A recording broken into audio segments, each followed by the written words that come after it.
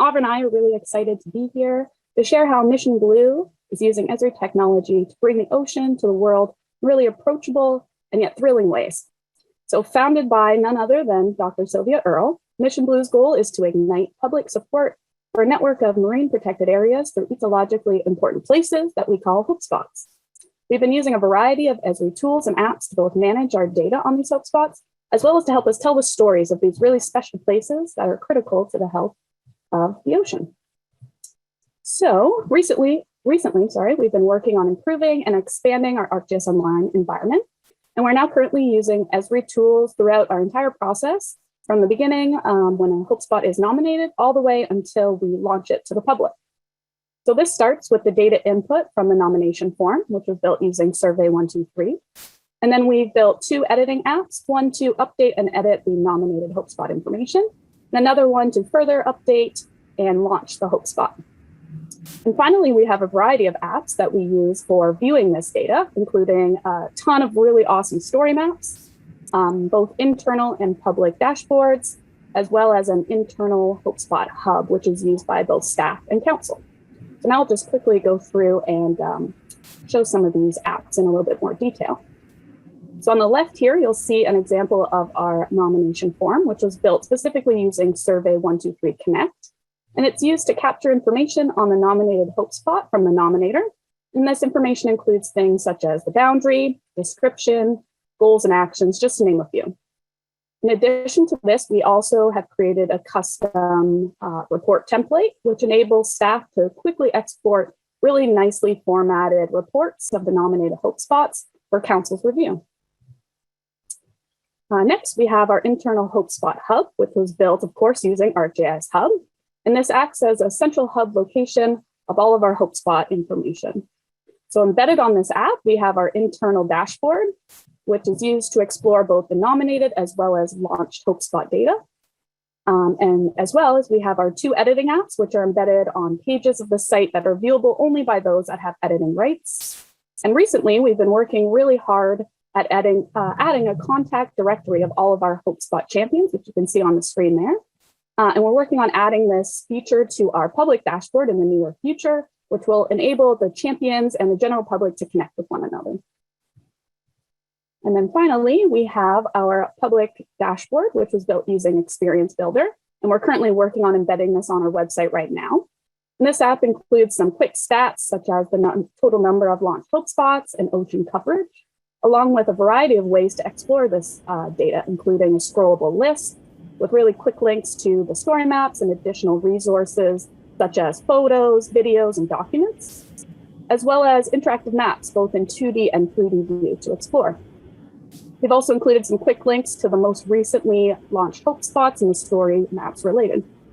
Now I'll pass it off to Avra to illustrate how this public dashboard and our hope spot data, along with other really important data sets, can be used to tell the unique stories of these locations.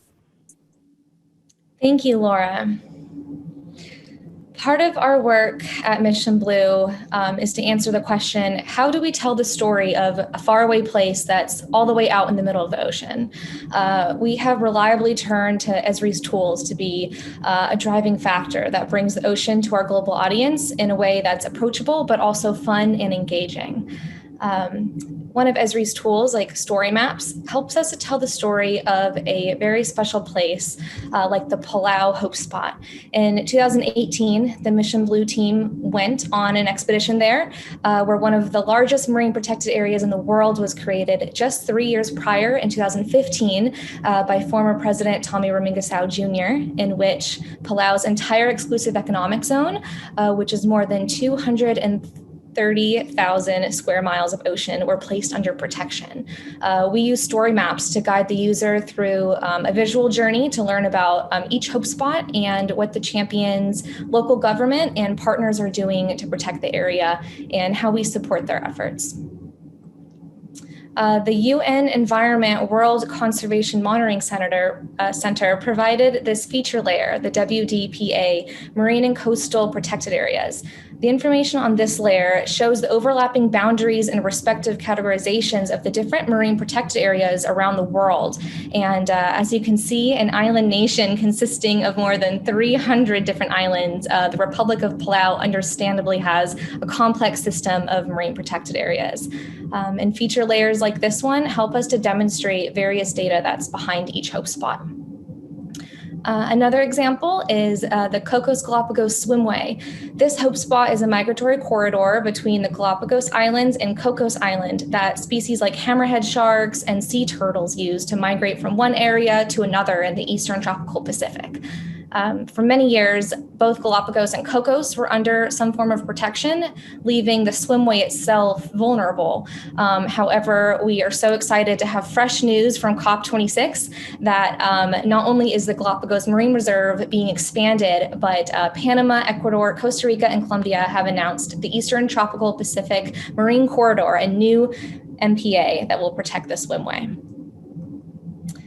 We found something interesting in the ArcGIS Living Atlas. This map shows us how biologically rich the ocean is, from 1 being blue to 10 being yellow, 1 to 10 being least rich to most rich. And as you can see, when you zoom into the Eastern Tropical Pacific, Galapagos and Cocos have their own bubbles that are marked as 10, but also that little connecting corridor there.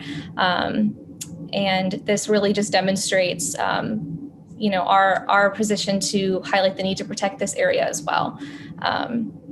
And to conclude, to continue our work to push for marine protected areas, we're asking for the whole Esri community's help. We're looking to grow our network and collaborate with more people and more organizations to have more data, so we can all share data and have every tool at our disposal to continue to tell the stories of special blue pockets in the world that need to be protected. That's all from Mission Blue. Thank you so much for your time.